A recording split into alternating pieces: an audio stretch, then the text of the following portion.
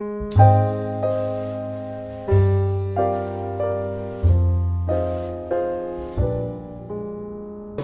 வீடியோவில் நம்ம எதை பற்றி பார்க்க போகிறோம்னா எந்தெந்த தமிழ் மூவிஸ்லாம் ஹாலிவுட் மூவிஸை பார்த்து காப்பி அடிச்சிருக்காங்கிற லிஸ்ட்டை பற்றி தான் பார்க்க போகிறோம். So top 10 list of Tamil movies. இதில் ஃபர்ஸ்ட்டில் இருக்கிறது பார்த்தீங்கன்னா த ஃபாலோயிங் வந்து 1998 கிறிஸ்டோபர் நோலன் கிரியேட் பண்ண மூவி. இது வந்து ஒருத்தர் எப்படி ட்ராப்பில் மாட்டி விட்டு அதுக்கப்புறம் இன்னொருத்தர் தப்பிக்கிறான்றதை பற்றி மூவி. இதே தான் வந்து 2009 வாமனன் அப்படின்னு சொல்லி ஜெயின் அடிச்சு ரிலீஸ் ஆன படம். இது வந்து ஃபுல் அண்ட் ஃபுல் ஃபாலோயிங்கோட காப்பியான மூவி தான். இது 9th இருக்கிறது த இன்செப்ஷன் வந்து 2012 அதுவும் கிறிஸ்டோபர் நோலன் எடுத்த மூவி தான். ட்ரீம்ஸை பற்றின ஒரு எக்ஸ்ட்ரானரி மூவின்னு சொல்லலாம். இந்த மூவியை அப்படியே வந்து 2015 எனக்குள் ஒருவன் அப்படின்னு சொல்லி நம்ம சித்தார்த் நடிச்சிருந்தாரு. அதுலேயும் இதே மாதிரி தான் ட்ரீம்ஸ்க்கும் ரியாலிட்டிக்கும் வித்தியாசம் தெரியாமல் ஒரு ஹீரோவில் கஷ்டப்படுறான்றதை தான் வந்து அப்படியே இன்செப்ஷனோட காப்பியாக நம்ம பார்த்தோம். அதுக்கப்புறமா 8th இருக்கிறது catch me if you can 2002 நம்ம லியோனார்டோ டிகாப்ரியோ நடிச்சு வெளியே வந்த மூவி.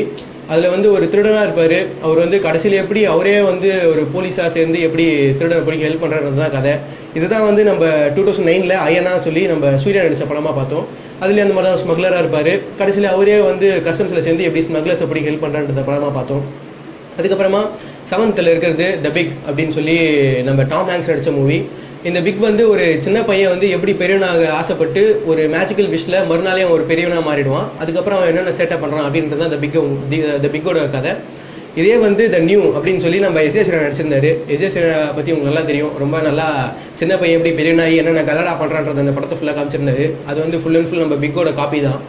அதுக்கப்புறமா 6th இருக்கிறது த பேட்ச் ஆடம்ஸ் வந்து நம்ம ராபின் வில்லியம்ஸ் நடிச்சிருந்த படம். ஒரு டாக்டர், ஒரு வேற டாக்டர் ப்ரொஃபஷனுக்கே சம்மந்தம் இல்லாத ஒருத்தன் டாக்டர் ஆனால் என்னென்ன பண்ணுவான்றதை தான் அவர் காமிச்சிருந்தாரு. அதே தான் வந்து நம்ம வசூல் ராஜா MBBS 2004 வந்து நம்ம கமலஹாசன் நடிச்சிருந்தாரு. ரொம்ப காமெடியாக ஒரு ரவுடி டாக்டர் என்னென்னலாம் பண்ணுவான்ற கலாட்டாவை அப்படியே பேட்ச் ஆடம்ஸ் பார்த்து காப்பி பண்ண ஒரு காப்பி கேட் மூவியாக இருந்தது. அடுத்தது 5th இருக்கிறது த பிரைமல் ஃபியர் 1998 எடுத்திருந்த மூவி. அது இந்த மூவியை பார்த்து அப்படியே காப்பி அடிச்சது தான் வந்து காதலுக்கு இருக்கன் 2003 நம்ம பார்த்திபன் நடிச்சிருந்த மூவி.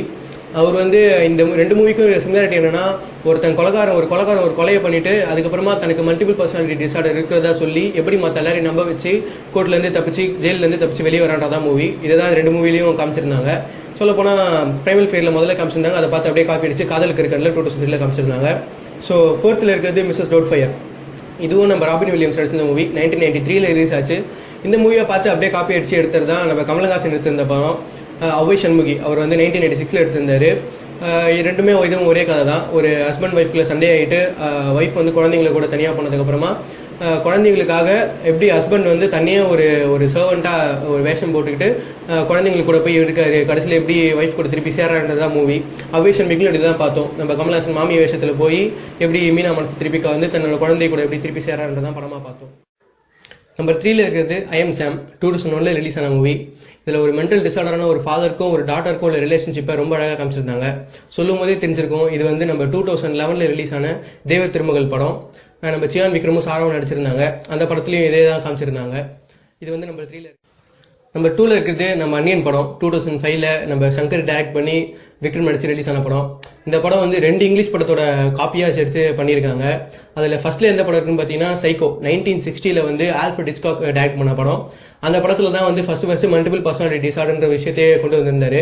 அந்த படத்தை பார்த்து தான் நம்ம விக்ரம்க்கு மல்டிபிள் பர்சனாலிட்டி டிசார்டர் இருக்கா நம்ம சங்கர் சொல்லியிருப்பாரு. அது இல்லாமல் செகண்டாக என்ன படம்னு பார்த்தீங்கன்னா செவன் படம் வந்து கிறிஸ்டியானிட்டி பேஸ் பண்ண படம். ஒரு பைபிள் எப்படி சொல்லப்பட்டிருக்கோ தப்புக்கு தண்டனை வழங்கியிருக்காங்களோ அதை பேஸ் பண்ணி ஒருத்தன் வந்து தப்பு பண்ணவங்களாம் கொலை பண்ணிக்கிட்டு இருப்பான்.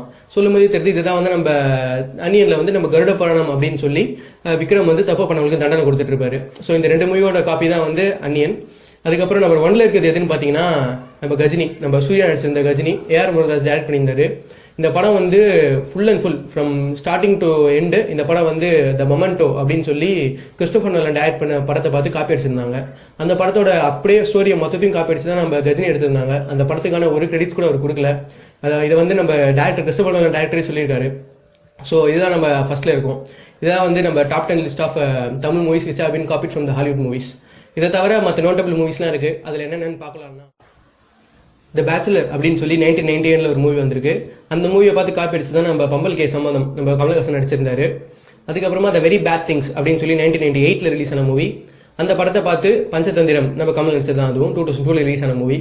அதுக்கப்புறமா ஃபாதர் ஆஃப் தி பிரைட் அப்படின்னு சொல்லி ஒரு மூவி, அந்த மூவியை பார்த்து அப்படியே காப்பிச்சு தான் அபியும் நானும் அப்படின்னு சொல்லி பிரகாஷ் ராஜும் த்ரிஷாவும் நடிச்சிருந்தாங்க. அதுக்கப்புறமா கிரீன் கார்டு 1990 வந்த மூவி, அந்த படத்தை பார்த்தா நல்லா தமேந்தி அப்படின்னு சொல்லி 2003 ரிலீஸ் ஆன மூவி, நம்ம மாதவன் நடிச்சிருந்தாரு. அந்த படத்தை கதை எழுதுனதும் நம்ம கமலஹாசன் தான். அதுக்கப்புறமா ஃபியர் அப்படின்னு சொல்லி 1996 வந்த மூவி, அந்த மூவியை பார்த்து காப்பி அடிச்சு தான் வந்து காதல் கொண்டேன் அப்படின்னு சொல்லி நம்ம தனுஷ் நடிச்சிருந்தாரு. அது வந்து நம்ம செல்வராகவனோட முதல் படம். அந்த படமே காப்பின்னு சொல்றது கொஞ்சம் கஷ்டமா தான் இருக்கு. அதுக்கப்புறமா கிக்கு ஜீரோ அப்படின்னு சொல்லி 1990 ரிலீஸ் ஆன ஒரு மூவி, இந்த படத்தோட ஃபுல் அண்ட் ஃபுல் காப்பி தான் வந்து நம்ம நந்தலாலா அப்படின்னு சொல்லி நம்ம மிஷ்கின் எடுத்திருந்தாரு. 2010 ரிலீஸ் ஆன மூவி.